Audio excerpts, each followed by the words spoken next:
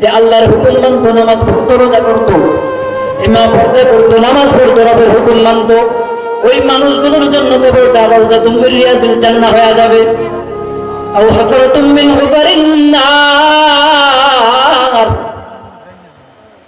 ওই কবরটা ওই বেনামাজির জন্য, ওই বান্দার জন্য জাহান্নাম হয়ে যাবে, সাপ বিচ্ছু পোকামাকড়ের ঘর হয়ে যাবে।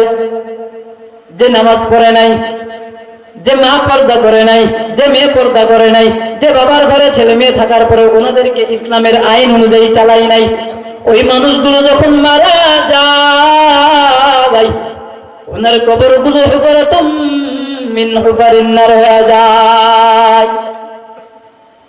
এজন্য কবি বলছে, আমল সে জিন্দগি বনতি হ্যায়, ये जन्नत भी वो जहन्नम भी, मिटा के अपने फितरत न नूरी है न नारी, मिटा के अपने फितरत न नूरी है न नारी। কবি বলে আমলের মাধ্যমে কবরটা সাজাইতে হয়। কিসের মাধ্যমে? আমলের মাধ্যমে কবরটা সাজাইতে হয়। আলা কুল্লা ইয়াউমিন মাল আরদু তাস্তাযিলু রাব্বাহ।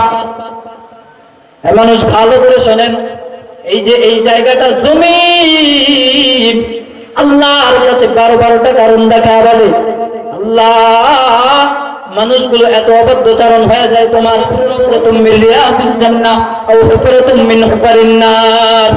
কবরটা আমল দিয়ে সাজাও, কবর কারো জন্য জান্নাত হবে, কারো জন্য জাহান্নাম হবে। ব্যক্তি যেমন আমল করবে, ব্যক্তির আমল অনুযায়ী ব্যক্তি দুনিয়া থেকে বিদায় নিবে। কামা তাঈশুনা তামুতুন, যেমন ভাবে তুমি আমল করবা, ঈমানি হালতে থাকলে ঈমানি হালতে মৃত্যুবরণ করবা। আর যদি বেঈমান থাকো, ওমা দিনের পর দিন আপনার ছেলে, আপনার স্বামী, আপনার মেয়ে নামাজ পড়ে না, আল্লাহর নবী বললে মান তারাকা সালাতাম মুতাআম্মিদা ফাকাদ কাফারা, ইচ্ছাকৃত নামাজ ছেড়ে দিলে কাফের হয়ে যায়। আমার কথা নয়, নবীর কথা। কার কথা? নামাজ ছেড়ে দেওয়া যাবে? আর নামাজ ছেড়ে দেওয়া যাবে না।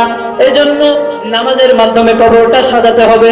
আল্লাহর নবী বলে, ওই যে বুখারী শরীফের মধ্যে এসেছে, ওই কবরটা সারাটা দিন আমাকে ডাকতে থাকে, দিনে 7 বার করে বনি আদমকে ডাকতে থাকে, বলে 3.5 রাত যে জায়গাটা আমার আপনার জন্য হবে। 3.5 রাত দিতে হয় না, বেশি কম 3.5 রাত না, ওই 3.5 রাত জায়গা নবী হাদিসের মধ্যে বলতেছে, ওই ইয়া ইবনে আদম, একটু দিলের কান লাগায় শোনেন কবরের জায়গাটা কি বলে।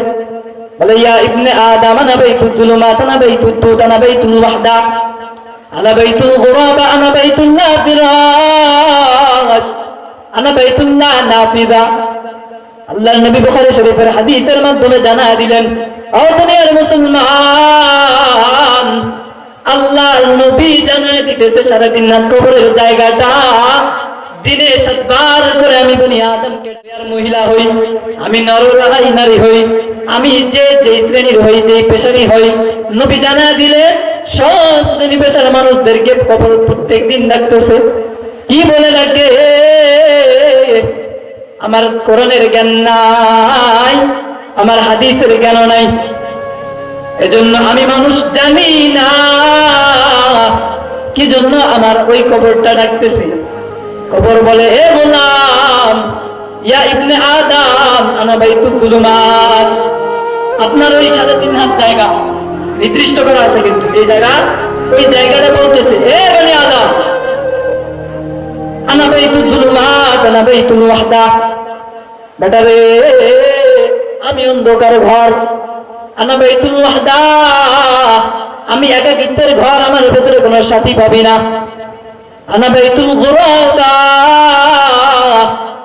আমি সব বিচ্ছু পোকামাকড়ের ঘর। দুনিয়ার মধ্যে মানুষগুলো সাথ দেখলে এমনি ভয় পাওয়া যায় কি যায় না?